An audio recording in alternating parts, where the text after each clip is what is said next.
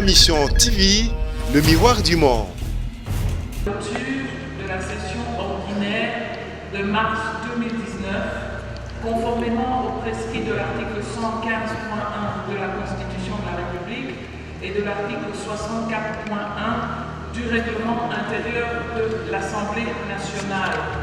Que le pays puisse disposer d'un gouvernement de plein exercice qui puisse prendre en main les affaires des politiques publiques. Parce que 6 mois après la prise de possession de ses fonctions par Monsieur le Président de la République, il n'est pas normal que le pays ne dispose pas d'un gouvernement. Et donc il faut que rapidement le CACH et le FCC se mettent d'accord et mettent à la disposition de la nation l'équipe exécutive qui pourra accompagner le Président de la République dans la gestion des affaires de l'État. Et donc que tout le monde sache que l'enceinte de l'hémicycle du Parlement est inviolable. Donc voilà, dans l'ensemble, ce que j'ai retenu de cette session. Mais je crois que cela relève de leur responsabilité. Ce sont des élus nationaux, ce sont des majeurs.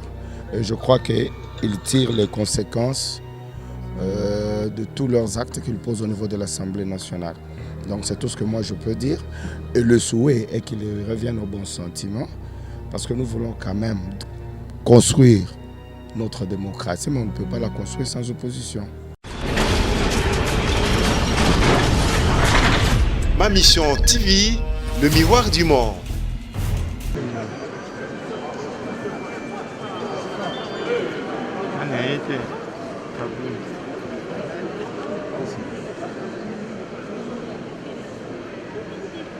Veuillez vous asseoir, s'il vous plaît.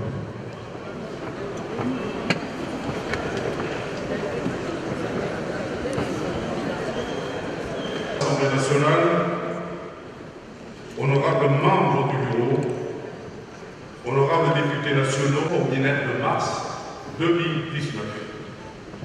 Le programme irrélatif prévoit ce qui suit. L'honorable président, après ouverture de la séance, va prononcer son allocution de clôture.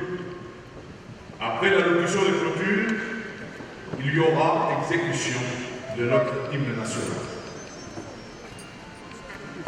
Ceci dit, honorable présidente, nous nous remettons à votre autorité et vous demandons de procéder à l'ouverture de la séance.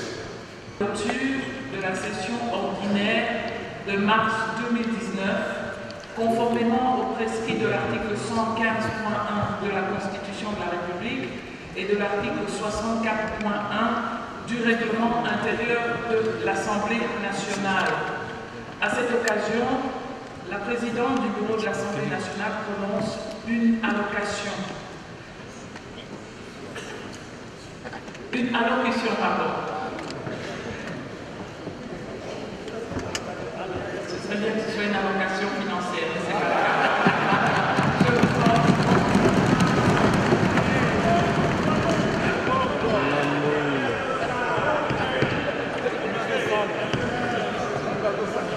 Honorables membres du bureau, honorables députés, chers collègues, mesdames, mesdemoiselles et messieurs, conformément aux dispositions des articles 115 et 64 de la Constitution et de notre règlement intérieur, l'Assemblée nationale clôture sa session ordinaire ce 15 juin.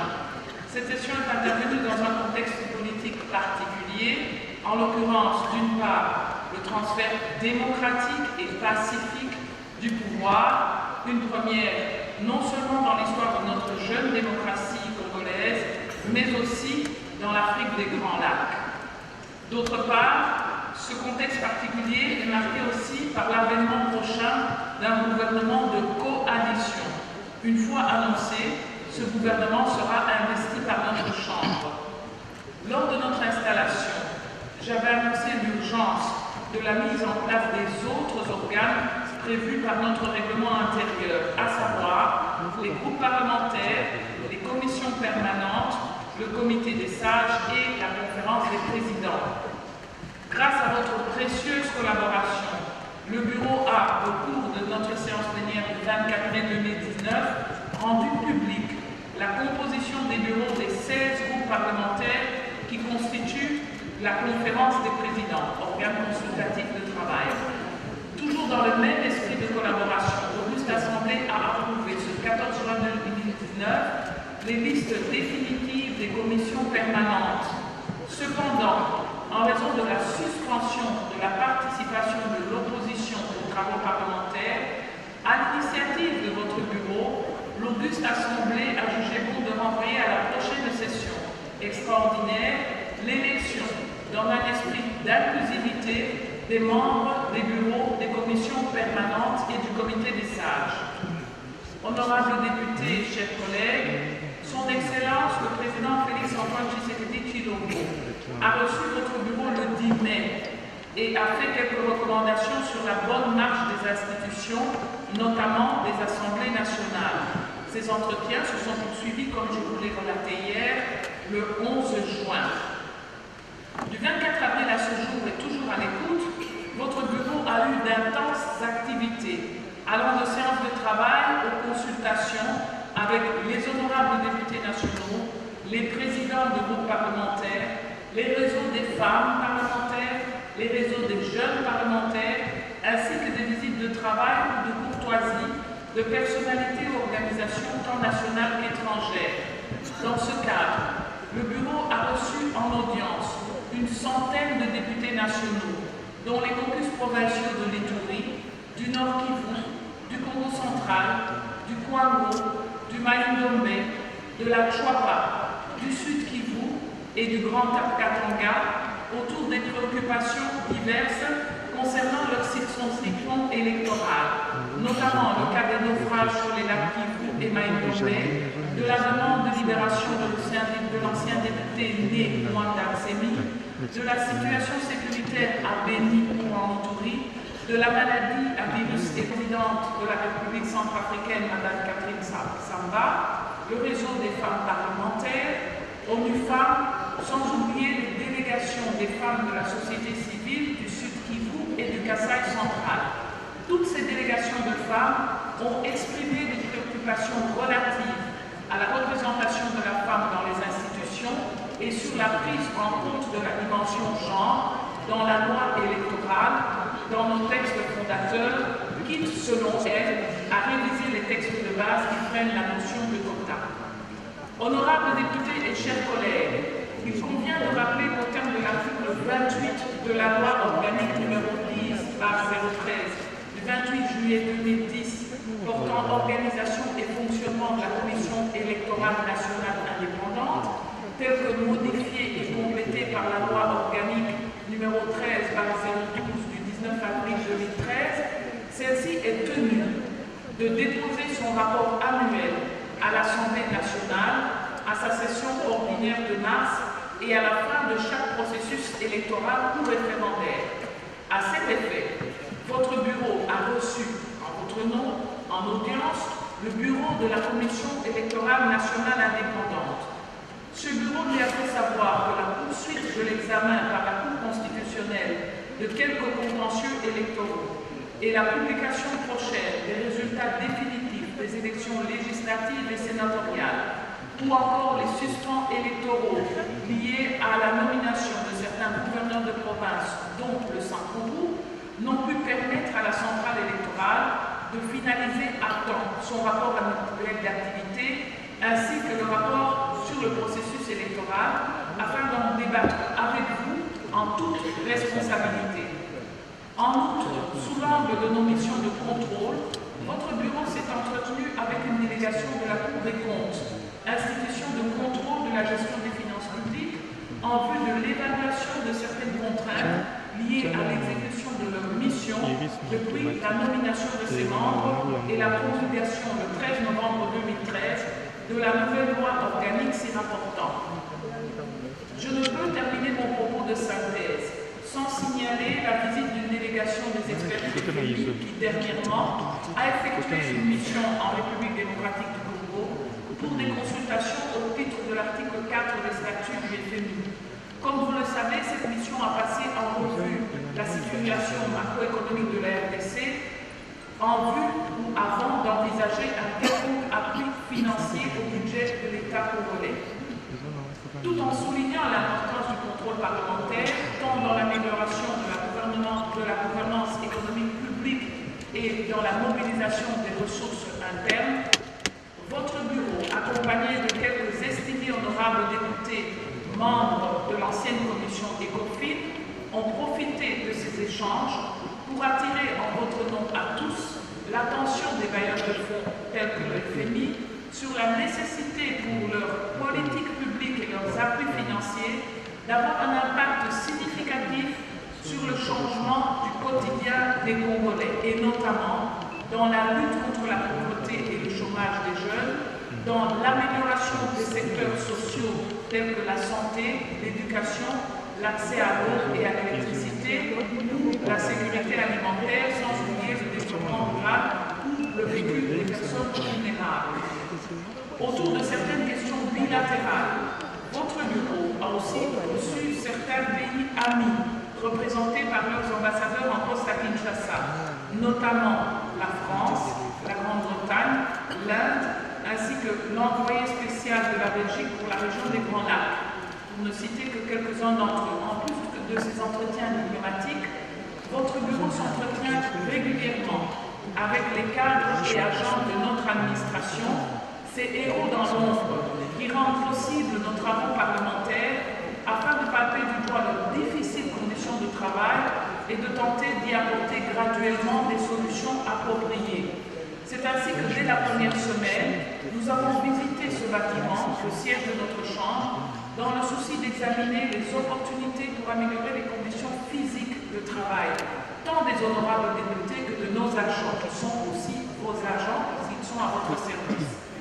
Je félicite donc ces derniers, nos agents, pour leur sens élevé de responsabilité et particulièrement les agents de notre administration, ainsi que ceux de la police, pour le courage qu'ils ont démontré le lundi 9 juin à l'occasion de graves atteintes à l'inviolabilité du Palais du Peuple, siège de l'Assemblée nationale. Je voudrais qu'ils soient ici applaudis par vous.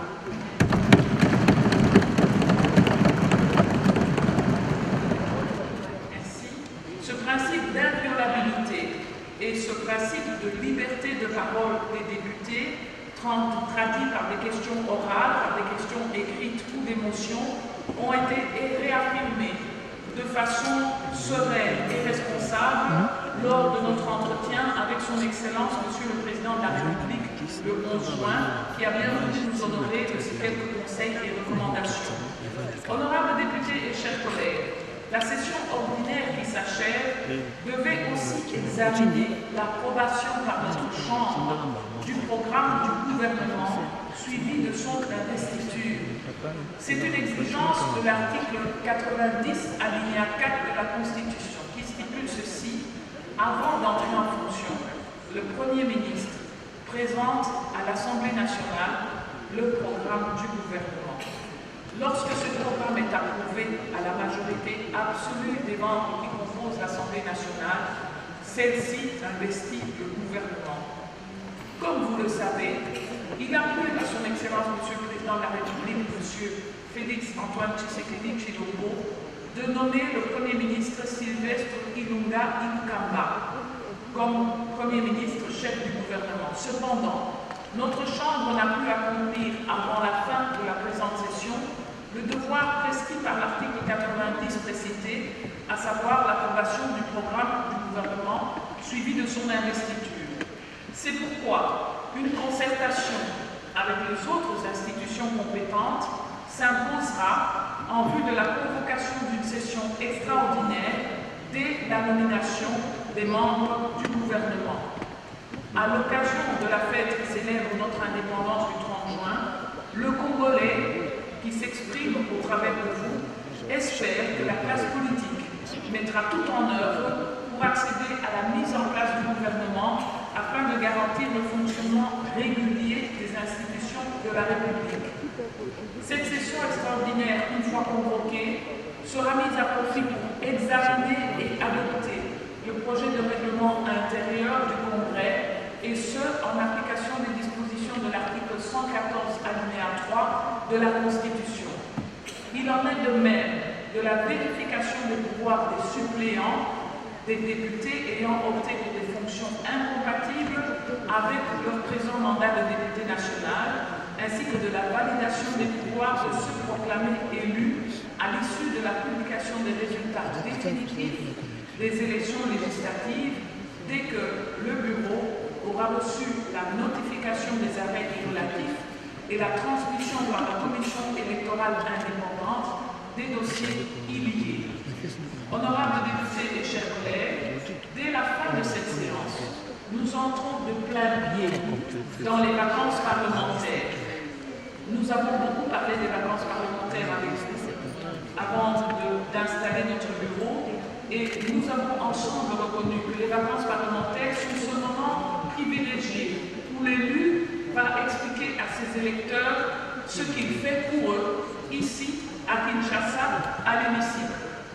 À cet effet, je rappelle les dispositions de notre règlement intérieur qui nous fait obligation de séjourner au moins un mois dans nos circonscriptions électorales et de présenter un rapport sur la situation politique, administrative, économique et sociale.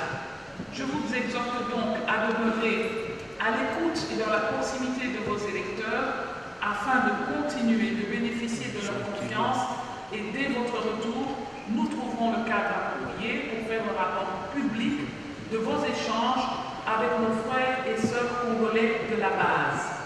Pour ma part, j'ai l'honneur de féliciter chacun et chacune d'entre vous pour le travail abattu avec abnégation et un sens élevé de responsabilité.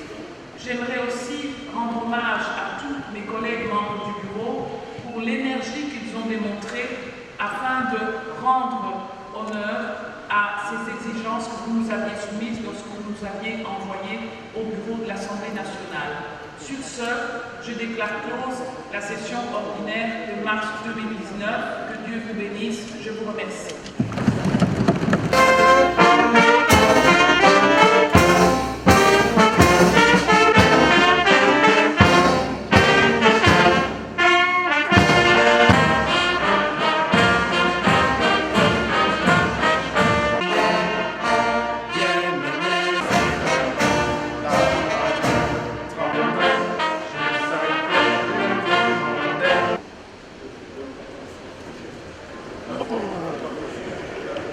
Oui, mais mon impression est bonne. Je crois que tout est bien qui finit bien. Je crois que Madame la Présidente a pu brosser en détail toutes les activités que nous avons entretenues au niveau du Parlement. Et dans ces activités, je crois qu'il y a eu seulement un petit regret du fait que le gouvernement n'a pas été investi, pour des raisons que tout le monde connaît. Mais je crois que d'une manière générale, la session elle a été positive. Mais je crois que cela relève de leur responsabilité. Ce sont des élus nationaux, ce sont des majeurs. Et je crois qu'ils tirent les conséquences de tous leurs actes qu'ils posent au niveau de l'Assemblée nationale. Donc c'est tout ce que moi je peux dire. Et le souhait est qu'ils reviennent au bon sentiment, parce que nous voulons quand même construire notre démocratie, mais on ne peut pas la construire sans opposition. Non, mais je crois que nous devons avoir une attitude plus responsable. Je crois que dans une vie politique comme la nôtre, il peut y avoir des soubresauts, mais ce qui est plus important, c'est d'aller vers l'essentiel, aller vers les solutions. Et ce sont ces solutions-là que notre peuple attend. Et je crois que le président de la République, quand il veut agir, il agit au travers de ses services. Et je crois que la calmie est revenue. Et moi, je reste optimiste pour notre coalition FCC-CAJ. Je pense que la première chose à retenir, c'est la mise en place du bureau de l'Assemblée nationale avec une première nationale, l'accession au perchoir d'une femme, c'est-à-dire l'intégration par les députés nationaux du facteur genre dans la direction des débats de notre hémicycle, ce qui nous place vraiment dans l'air du temps. Et pas n'importe quelle femme, une femme de caractère, une femme de poigne qui a su, avec les quelques séances qu'elle a pu présider, nous prouver effectivement l'efficacité de la direction de notre chambre basse du Parlement pendant les 5 prochaines années. Je crois qu'il y a effectivement un petit regret que nous n'ayons pas pu donner au pays un gouvernement qui puisse être investi par notre Chambre. Évidemment, c'est en même temps un appel que la présidente a au nom de l'ensemble de l'Assemblée nationale lancé à la classe politique et particulièrement à la majorité parlementaire pour que pendant ces vacances parlementaires et dans notre fort intérieur, l'espoir que cela se fasse avant la date fatidique du 30 juin, qui est l'anniversaire de l'indépendance nationale, que le pays puisse disposer d'un gouvernement de plein exercice qui puisse prendre en main les affaires des politiques publiques. Parce que 6 mois après la prise de possession de ses fonctions par Monsieur le Président de la République, il n'est pas normal que le pays ne dispose pas d'un gouvernement. Et donc il faut que rapidement le CACH et le FCC se mettent d'accord et mettent à la disposition de la nation l'équipe exécutive qui pourra accompagner le président de la République dans la gestion des affaires de l'État. En fait, moi j'appelle cette session, c'est une session de prise de contact. Donc on a eu le temps de se connaître, du moins quelques-uns, des députés, on ne sait pas connaître tous les 500, c'est vrai. Et en même temps, on a eu à former des groupes parlementaires et des commissions. Donc essentiellement, c'était des commissions et des groupes parlementaires pendant toute la session. Et en même temps, des arrivées, des députés et certains qui sont devenus sénateurs, qui sont partis, des gouverneurs qui sont partis, qui ont laissé des suppléants. Et donc c'est ça, c'est le va-et-vient des suppléants.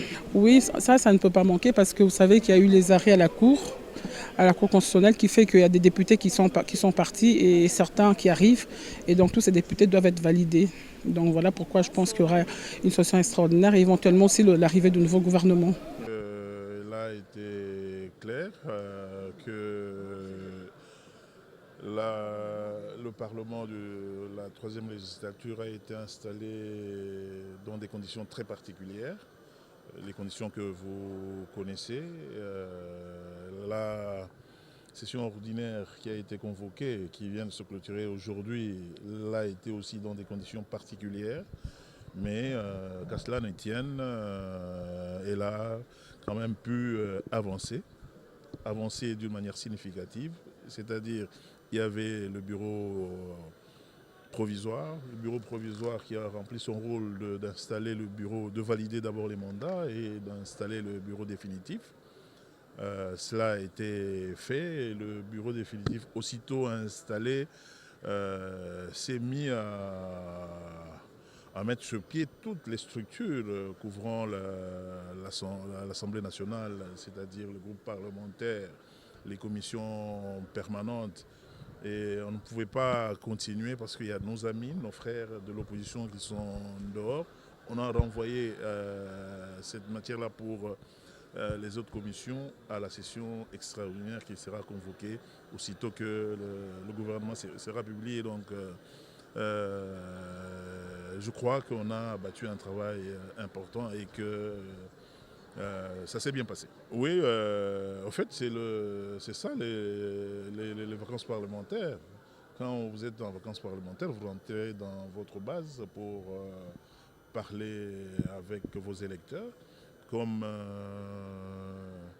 je suis un élu de Lubumbashi, certainement je serai à Lubumbashi, il y a beaucoup de problèmes. Il y a un problème d'insécurité, un problème sérieux qui se passe là-bas. Nous allons aller palper de doigts tous ces problèmes et éventuellement revenir pour faire rapport au niveau de l'Assemblée nationale pour que les solutions idoines soient trouvées. Je dirais que beaucoup a été fait et beaucoup reste à faire. Pendant cette session extraordinaire, qui nous a d'abord marqué par l'installation des groupes parlementaires. D'abord, nous étions en période préparatoire On recommence. Non, on va monter. Allez-y, on va monter. Oui, en période préparatoire de toute la... Nous avons eu une transition qui a fait presque 3 à 4 mois, parce que c'est au mois d'avril que notre bureau a été installé. Et juste après que le bureau a été installé, c'est à peine 1 mois et demi il y a eu l'installation des groupes parlementaires. Et je suis présidente du groupe parlementaire AFDC-A. Et nous avons continué. Jusque hier, on a installé les commissions permanentes. Alors, l'actualité reste dominée ici chez nous à l'Assemblée par les arrêts de la Cour constitutionnelle. Nous attendons la liste définitive afin que nous puissions tous savoir qui est qui et à quelle place afin de pouvoir faire le travail exactement. Absolument, et nous devons aller en session extraordinaire. Nous devons permettre à la République de tourner. Le gouvernement n'est pas encore installé.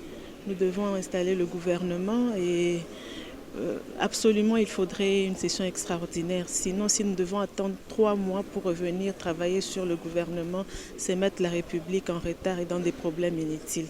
Et donc la session extraordinaire est très importante et le plus rapidement possible. Vous dites 3 mois, moi je dirais plus de 5 mois. D'autant plus que nous avons commencé depuis le mois de janvier avec la session inaugurale où il était question de mettre en place, de voter d'abord notre règlement intérieur et aussi de mettre en place le bureau définitif qui a eu aussi comme tâche dans un premier temps la mise en place des groupes parlementaires, des commissions permanentes et du comité des sages. Donc, telles sont les activités qu'on a eues durant ces quelques mois passés ici. Et nous espérons bien qu'à la session de septembre, nous aurons beaucoup de matière pour l'intérêt de nos populations. Ça, c'est notre devoir. Même si le bureau ne le demande pas, mais c'est notre devoir de descendre à la base et de faire le rapport parlementaire, le rapport de nos activités parlementaires. Donc pour moi, je pense que c'est notre devoir. Bien, tout au long de cette session, il y a des événements les plus importants, dont la mise en place de notre bureau définitif, donc l'élection et la mise en place du bureau définitif de notre Chambre. Et ensuite, la mise en place des groupes parlementaires. Et les commissions sont constituées. Il faut maintenant l'élection de bureaux des commissions pour que la conférence des présidents se tienne.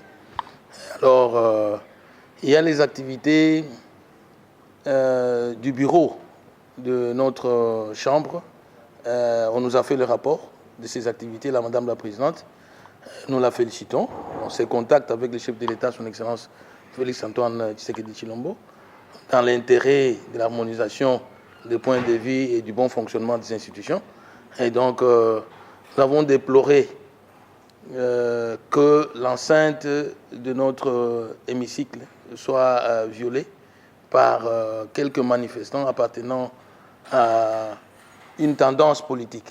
Donc, ce sont des choses que nous déplorons parce que nous sommes protégés par la Constitution. Et donc, que tout le monde sache que l'enceinte de l'hémicycle du Parlement est inviolable. Donc voilà, dans l'ensemble, ce que j'ai retenu de cette session. Bien, ils nous ont mandatés, nous travaillons dans leur intérêt, pour leur bien-être. Nous attendons alors la mise en place du gouvernement, parce que comme vous le savez, depuis les élections, jusque-là, on n'a pas un gouvernement qui puisse prendre les choses en main. Et donc, nous apprécions que Madame la Présidente ait interpellé les autorités compétentes pour que le gouvernement soit proclamé et de manière à l'investir pour que les choses soient prises en main et que le peuple qui attend, qui a trop attendu, puisse voir les signaux positifs de ses électeurs, de ses élus.